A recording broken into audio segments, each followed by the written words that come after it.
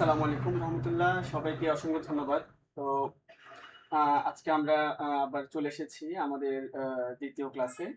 তো আজকে আমরা গতকালকে বা গত ক্লাসে আমরা যে বিষয়গুলা শেখার চেষ্টা করেছি, তো আজকে আমরা চেষ্টা করব যে নতুন কিছু শেখার জন্য। এবং আমরা আজকে আমাদের যে ক্লাসগুলো বা সেশনটি আমাদের থাকবে, এই সেশনে আমরা ইলেকট্রিক্যাল হাউস ওয়্যারিং এবং হচ্ছে ইলেকট্রিক্যাল আ যে স্ট্র্যাটেজি সে বিষয়ে পরিপূর্ণ একটি দক্ষতা অর্জন করার আমরা চেষ্টা করব।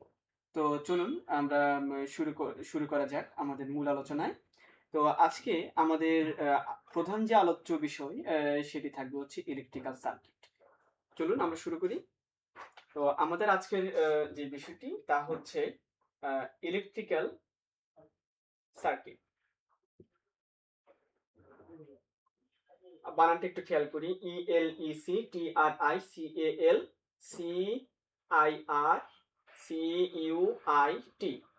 তো এটাকে যদি আমরা বাংলায় করি, তো বাংলায় আমাদের যে বিষয়টি দাঁড়ায় তা হচ্ছে তড়িৎ বর্তনী।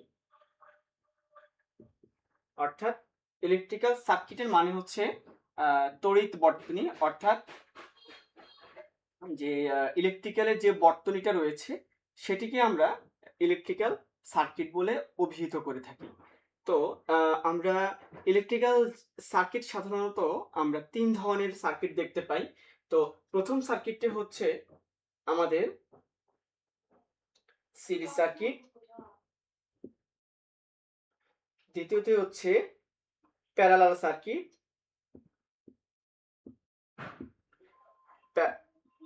এবং তৃতীয় সার্কিটটি হচ্ছে আমাদের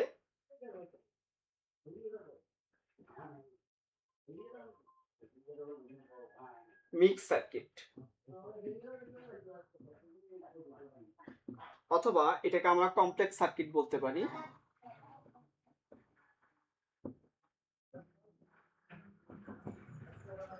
বুঝতে পেরেছি? তাহলে আমরা ৩ ধরনের সার্কিট আমরা দেখতে পাই। একটি হচ্ছে সিরিজ সার্কিট, আরেকটি হচ্ছে প্যারালাল সার্কিট এবং আরেকটি হচ্ছে মিক্স বা কমপ্লেক্স সার্কিট। তো আমরা এই সার্কিটগুলো আসলে কেন, বা মূলত যে ইলেকট্রিক্যাল সার্কিটের প্রধান কাজটাই বা কি?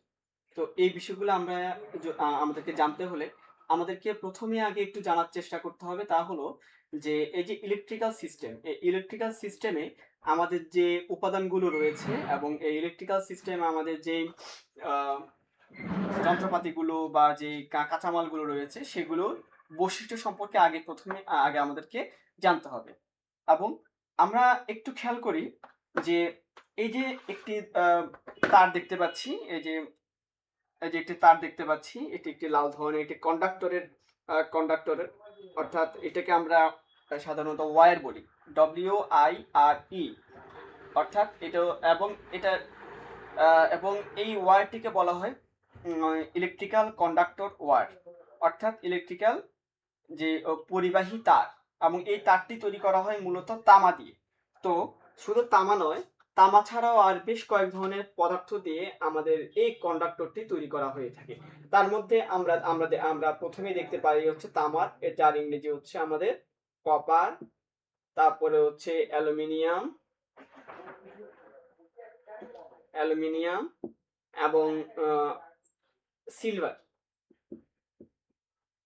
কিছু কিছু ক্ষেত্রে আমাদের যে গোল্ডকেও পরিবাহী হিসেবে ব্যবহার হতে আমরা দেখতে পাই। এবং আবার কিছু কিছু ক্ষেত্রে টাংস্টেন নামক এক ধরনের ইলেকট্রিক্যাল যে পরিবাহী পদার্থ সেটিকেও আমরা দেখতে পাই। যে ইন্ডাকটিভ সিস্টেমে আমাদের এই তারটি খুব বেশি ব্যবহার করা হয়। অর্থাৎ এছাড়া আরো অনেক ধরনের পদার্থ আছে যেগুলো অনেক বেশি অতি পরিবাহী এবং স্বল্প পরিবাহী অথবা অর্ধ পরিবাহী। অর্থাৎ পরিবাহী সেই জিনিসটাই যার মধ্য দিয়ে যে ইলেকট্রিসিটিটা, অর্থাৎ ইলেকট্রন প্রবাহ নিরবচ্ছিন্নভাবে প্রবাহিত হতে পারে, সেই বিষয়টিকে আমরা প্রবাহী বলে থাকি। এবং কিছু কিছু প্রবাহী খুব দ্রুত চলে এবং কিছু কিছু প্রবাহীতে অনেক বেশি পরিমাণের ইলেকট্রিক্যাল কারেন্ট সাপ্লাই হয়ে থাকে। তো আবার কিছু কিছু পরিবাহীতে কম পরিমাণ কারেন্ট সাপ্লাই হয়ে থাকে। এবং এগুলো মিলিয়ে আসলে আমাদের পুরো ইলেকট্রিক্যাল সিস্টেম।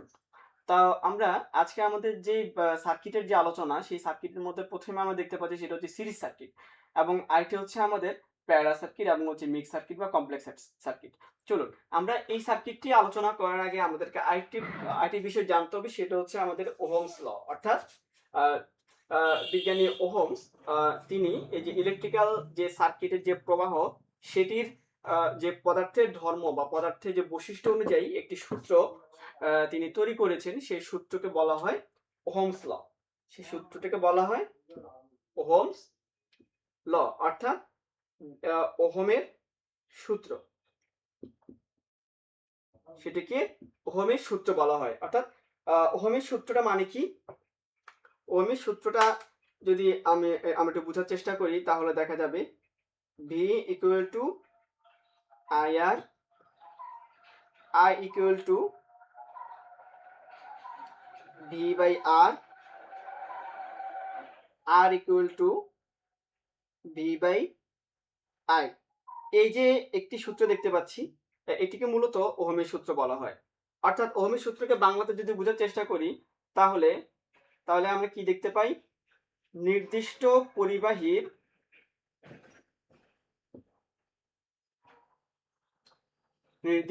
পরিবাহীর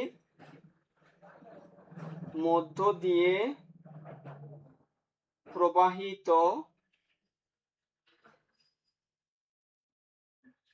বিদ্যুৎ প্রবাহ এর মান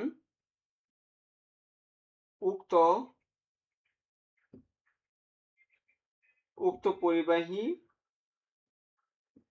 দুই প্রান্তের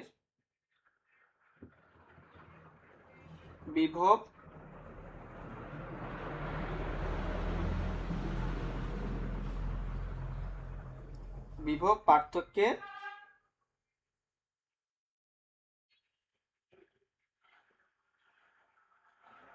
ব্যস্তানুপাতিক।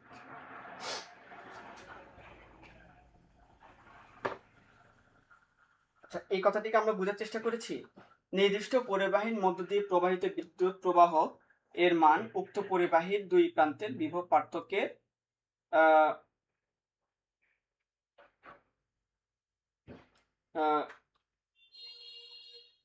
দুই প্রান্তের বিভব পার্থক্যের ব্যস্তানুপাতিক এবং বিভব পার্থক্যের সমানুপাতিক এবং রোধের ব্যস্তানুপাতিক পার্থক্যের সমানুপাতিক ও রোধের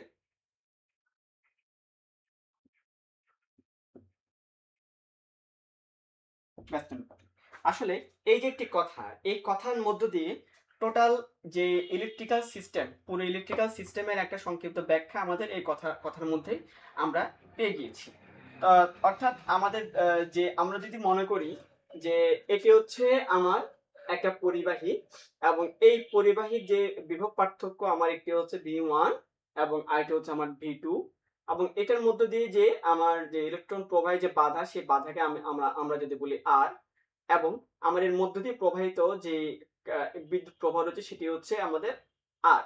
তো আমাদের এখানে বিভব পার্থক্য বলতে আমরা যেটাকে বুঝি, সেটাকে সাধারণ ভাষায় আমরা চিনি হচ্ছে ভোল্টেজ নামে। এবং কারেন্ট যেটা, কারেন্টের মানকে আমরা সাধারণত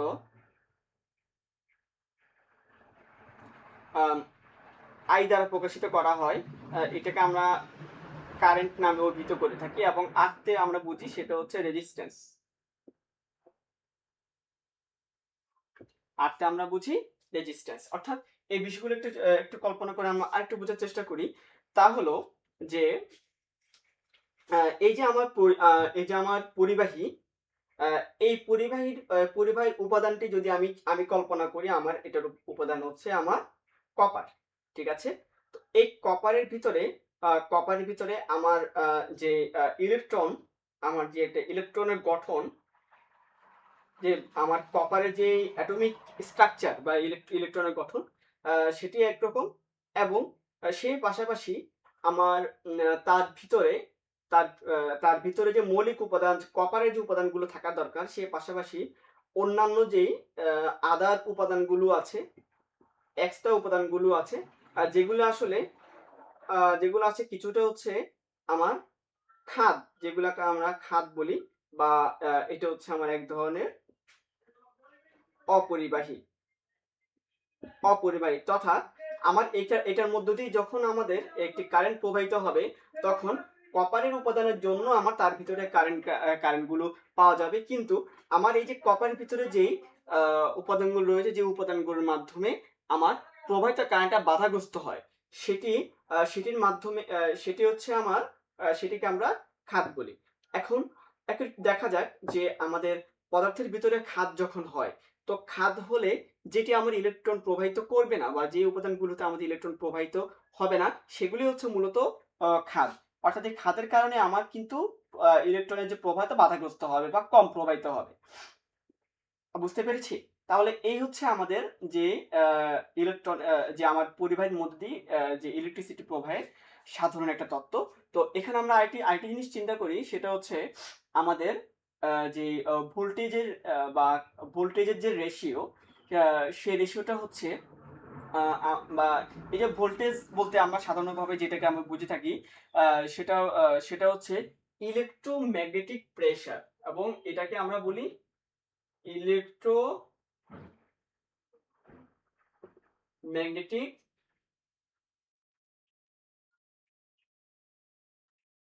ফোর্স। এটাকে আমরা সাধারণ ভাষায় বলি ইলেকট্রোম্যাগনেটিক ফোর্স। আচ্ছা, ইলেকট্রোম্যাগনেটিক ফোর্স এই কথাটা যখন আসে, এটাকে সংক্ষেপে বলা হয় ভোল্টেজ। এটাকে সংক্ষেপে বলা হয় ভোল্টেজ। তো আমরা এখন একটু ভোল্টেজের আলোচনা করার চেষ্টা করি, যে আসলে ভোল্টেজের ভিতরে যে আমাদের গুপ্ত রহস্যগুলো রয়েছে, সেই রহস্যগুলি কি কি আছে আমরা একটু বোঝার চেষ্টা করি, যে এটাকে কেন ইলেকট্রোম্যাগনেটিক ফোর্স বলা হয় বা অন্য কোনো ফোর্স কেন এটাকে বলা হয় না।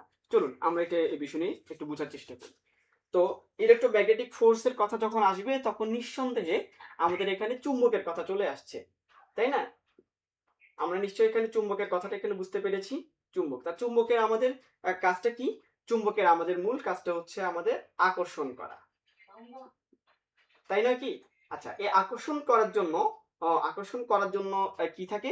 আমি যদি এটাকে একটু চুম্বক দণ্ড হিসেবে আমি যদি চিন্তা করি, তাহলে আমার একটি হচ্ছে আমাদের নর্থ পোল আর একটা হচ্ছে আমার সাউথ পোল। তো সাউথ পোলকে আমরা সাধারণত বলি দক্ষিণ, আর এটা মানে হচ্ছে আমাদের উত্তর। অর্থাৎ আমাদের যদি এটা হচ্ছে আমাদের পৃথিবী, তো পৃথিবীর মধ্যে আমার উপর দিকটা হচ্ছে উত্তর আর নিচের দিকটা হচ্ছে আমার দক্ষিণ। এটা হচ্ছে পৃথিবীর কেন্দ্র। এখন পৃথিবীটাকে যদি আমি একটি চুম্বকের মতো কল্পনা করি, তাহলে আমার আমার চুম্বকটা সবসময় আমার পৃথিবীর যে উত্তর মেরু এবং দক্ষিণ মেরু বলতে আমরা যেটাকে যেটাকে আমরা আমরা বলি, সে উত্তর মেরু এবং দক্ষিণ মেরু বরাবর হয়ে থাকে। এবং এই যে আমাদের যে পৃথিবীর যে চৌম্বক ক্ষেত্র এবং হচ্ছে আমাদের যে অর্থাৎ পোর্টেবল চুম্বক, সেটির সাথে কেন পৃথিবী একটু এই আচরণগুলো কেন করে থাকে? তো আমাদের পৃথিবীতে যে চুম্বক ক্ষেত্রটা রয়েছে, ভূচুম্বক যেটাকে আমরা বলি, তো সেটি সবসময় তার মেরুর দিকেই, অর্থাৎ মেরুর দিকেই কিন্তু তার যে চুম্বকের দিক নির্দেশগুলা ঠিকভাবে সে আহ, করে দেয়। তো সেদিক থেকে আমাদের আমাদের চুম্বক তৈরির ক্ষেত্রে আমরা আরেকটি বিষয় আমরা জানার চেষ্টা করি, সেটা হচ্ছে আমাদের স্থির তড়িৎ। স্থির তড়িৎ বা স্থির চুম্বক। স্থির তড়িৎ বা স্থির চুম্বক অর্থাৎ আমাদের যেই আমাদের যে পশম বা আমাদের গায়ে যে অন্যান্য যে উপাদানগুলো রয়েছে সেগুলোর সাথে প্লাস্টিক জাতীয় দ্রব্যের ঘর্ষণের ফলে তাৎক্ষণিকভাবে যেই তড়িৎ উৎপন্ন হয়ে থাকে, সেটি হচ্ছে আমাদের স্থির তড়িৎ বা স্থির চুম্বক। তো স্থির চুম্বকের জন্য আমাদের মূলত এই ইলেকট্রিক্যাল সিস্টেমটি তৈরি হয়ে থাকে। ব্যাপারটা বুঝতে পেরেছি? আচ্ছা, তো এবার আসা যাক আমাদের এই যে তাহলে ইলেকট্রোম্যাগনেটিক ফোর্স সেটা কিভাবে উৎপন্ন হয়, তাই না? আমরা স্থির তড়িৎ সম্পর্কে একটু জানার চেষ্টা করেছি, আবার স্থির চুম্বক জানার চেষ্টা করেছি। কিন্তু এই যে আমাদের ইলেকট্রোম্যাগনেটিক ফোর্স, এটি কিভাবে তৈরি হয়? এই যে আমাদের পৃথিবীতে কিন্তু একটা ইলেকট্রোম্যাগনেটিক ফোর্স আমার চালু থাকে। তো নরমালি আমরা যখন একটি চুম্বকের কথা চিন্তা করি, এই চুম্বকের আমার যে মেরু আছে, সে মেরুর মধ্যে আমাদের কিন্তু একটা চুম্বক বলয় কাজ করে।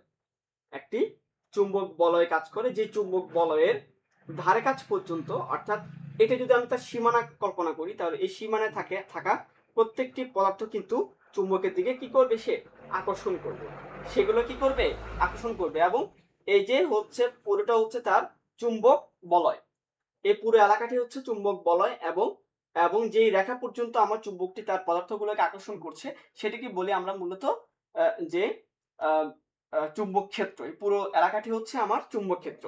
তো এখন আমি এই চুম্বক ক্ষেত্র অর্থাৎ এই আকর্ষণ বলের জায়গাতে যদি আমি অন্য আরেকটি চুম্বককে যখন আমি এটার মধ্য দিয়ে আমি প্রবাহিত করব, যে এই এলাকাতে প্রবাহিত করব, সেখানে ওই চুম্বকটিরও কিন্তু একটি আমার আকর্ষণ এলাকা বা আমার একটি চুম্বক বলয় কাজ করবে। তো এখন এই একটা চুম্বক বলয়, এই একটা চুম্বক বলয়, তো এই দুটো চুম্বক বলয়ের মধ্যকার যখন একটি বিকর্ষণ হবে, তো বিকর্ষণ হলে আমার চুম্বকের একটি গুরুত্বপূর্ণ অংশ হচ্ছে, সেটা হচ্ছে আমার ফ্লাক্স। একটি গুরুত্বপূর্ণ অংশ হচ্ছে আমার সেটা হচ্ছে ফ্লাক্স। অর্থাৎ এই ফ্লাক্স জিনিসটা হচ্ছে এই যে আমার বলয়ের যে আকর্ষণটা, এই আকর্ষণটার জন্য যেটার মাধ্যমে আমরা অনুভব করি যে আমার চুম্বকটি একটি আকর্ষণ বলয়ের মধ্যে কাজ করছে, সেই আকর্ষণটিকে আমরা মূলত ফ্লাক্স হিসেবে আমরা ধরে থাকি। এখন এই চুম্বকটি যখন এই চুম্বকটির ফ্লাক্সটাকে কর্তন করবে, এই ফ্লাক্সটাকে কি করবে, কর্তন করবে। তো কর্তন করলে কি হয়, এই যে আমাদের যে আকর্ষণ বলটা, এই আকর্ষণ বলটা যে দুটো পদার্থের ভিতরে আমার নিশ্চয়ই ইলেকট্রন, প্রোটন এবং হচ্ছে আমার আন্তঃআণবিক যে আকর্ষণ বলটা সেটি রয়েছে। এবং এই আন্তঃআণবিক আকর্ষণ বলটা থাকার কারণে আমার পদার্থের বাইরে যে আমার ইলেকট্রনটা থাকে, ইলেকট্রনের নেগেটিভ চার্জ, তো আমার ইলেকট্রনটা থাকে, তখন কি দেখা দেয়, যে আমার ওই ইলেকট্রনটা ছোটাছুটি করা শুরু করে। কি করে, ছোটাছুটি করা শুরু করে। কারণ ইলেকট্রন অলরেডি আমার যেই নিউক্লিয়াসের বাইরে থাকার কারণে সে কিন্তু যেখানে যেই পরমাণুতে ইলেকট্রনের পরিমাণ কম, সে সেখানে যেতে চায়, আবার যেখানে বেশি সেখান থেকে ছুটে আসতে চায়। এই হচ্ছে তার ছোটাছুটি। এই ছোটাছুটির মাধ্যমে তার মধ্যে আমার যে ইলেকট্রিক্যাল সিস্টেমের মধ্য থেকে আমার যে ইলেকট্রিসিটির একটা প্রবাহ তৈরি হয়। অর্থাৎ সেই যে ছোটাছুটির মাধ্যমে একটা প্রবাহ তৈরি হয়। এই প্রবাহটিকেই আমরা সাধারণভাবে বলে থাকি যে ইলেকট্রিসিটি, অর্থাৎ ইলেকট্রনের প্রবাহ। অর্থাৎ আমরা এই আলোচনার মাধ্যমে আজকে আমরা এটুকু জানতে পেরেছি যে আমাদের মূলত ইলেকট্রনের প্রবাহটা কিভাবে হয়ে থাকে, এবং ইলেকট্রনের এই প্রবাহের মাধ্যমে আমাদের সার্কিটের ভিতরে কিভাবে ইলেকট্রিসিটি উৎপন্ন হয়ে থাকে। তো আমাদের এই পর্যায়ে যে আমাদের ক্লাসটি আজকের জন্য এখানেই সমাপ্ত করছি। এই ক্লাসটি আমরা পরবর্তী ক্লাসের জন্য সবাইকে অশেষ ধন্যবাদ এবং স্বাগতম জানিয়ে আমরা এখানে শেষ করছি। ধন্যবাদ। আসসালামু আলাইকুম রহমতুল্লাহ।